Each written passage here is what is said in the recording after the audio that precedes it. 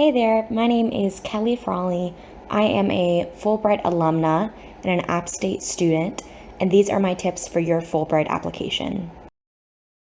I applied for a Fulbright grant to be an English teaching assistant in Argentina. So what that means is I was applying for a grant to go to a higher education institution in Argentina to help a professor teach English to students.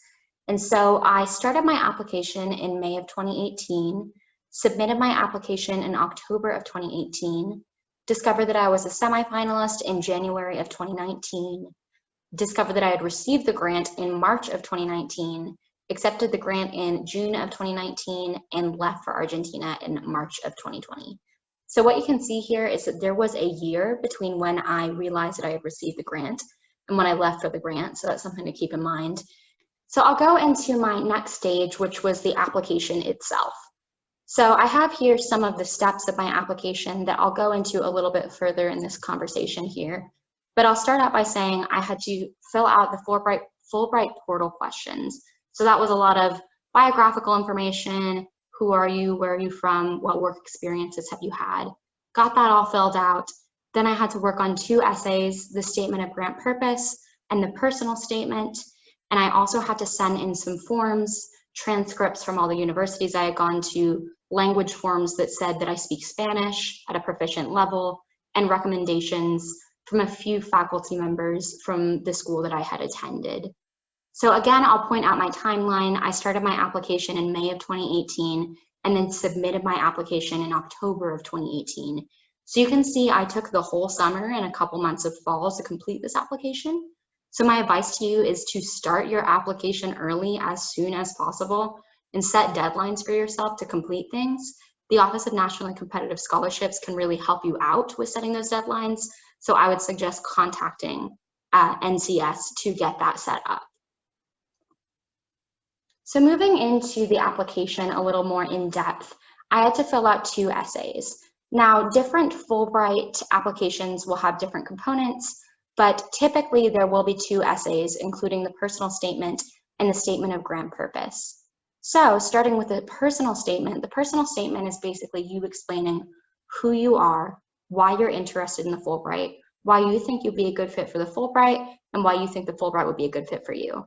So we like to talk about the fact that you're describing who you are, or who you used to be, who you are now, and who you want to be. So this is kind of a way for you to say, here's who I am, here's why I'm a good fit. Now the statement of grant purpose, on the other hand, is kind of explaining what you're going to be doing in your grant period with the Fulbright. So if you're doing an English teaching assistantship like me, you'll be doing a teaching like 20 hours a week or some amount of hours a week. You'll be teaching in the classroom, and then you'll also be doing a side project. So I'll go into each of these a little more in depth right now. For the personal statement, my first draft of the personal statement was very unclear. I was writing about a person that I thought the Fulbright would want to hear about, someone who was just this perfect global scholar who was, didn't make any mistakes and really didn't have any personality. I was writing about someone that I thought the Fulbright would want to hear about instead of writing about who I actually was.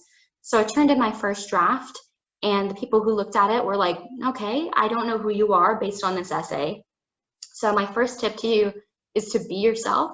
In the second draft of my essay, I didn't just write about my accomplishments, I wrote about the things I was passionate about. So I wrote about things like doing improv comedy and doing things like poetry and things that I loved, things that I thought weren't scholarly enough to include, but in the end made my application more compelling because it was more authentic. So I'll also say that my first draft was very long-winded. I basically took my resume and talked about every experience I had and how it could possibly apply to the Fulbright, which is boring and also very long. You have 1 page to complete this essay in. And so I would suggest that you be concise. The way that you can do that is to start by writing that first draft that's way too long and maybe not great, and then take it in for revisions. So Nationally Competitive Scholarships is a great place to go to get your essays looked at, to get it revised, to get some suggestions so it can be as tight and concise as possible.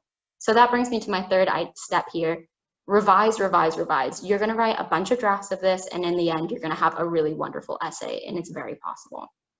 So moving on to the statement of grant purpose, like I said, I had a teaching position that I was applying for, and then also I needed to describe the side project that I planned to do. So that was very intimidating to me to kind of decide on a side project. I thought the Fulbright is this prestigious scholarship. I need to come up with something that is equally prestigious, that is going to show that I am someone who cares about the world and wants to make a difference. And so I thought too big. And so I think that's a common trap that people kind of fall into with this side project, is to think about, okay, I'm going to solve hunger in this community, or I'm going to make the education system wonderful. And realistically, you have about 9 months to a year on your grant. So you have to be realistic about what you can achieve in that time. And I think, again, this comes back to being authentic. You have to choose something that is authentic to you, your skills and abilities. So my first tip here is to think about your skills and interests first. What are you capable of providing? For me, I had that interest in poetry and improv, so I could provide that. And then also to think about community needs. And so for me, I was going to an English teaching school, and so obviously English proficiency was important. I took my interest of poetry and combined that with the community need of English proficiency, and said that I was going to make a poetry club that would be conducted in English with a focus of literacy and also creativity. I'll also say, again, gotta be realistic about what you can accomplish in that time period. You might be able to make an impact at the community level, but it might be difficult to make a huge impact at the nation level. So it's important to be realistic about where your sphere of influence is and try to focus on that.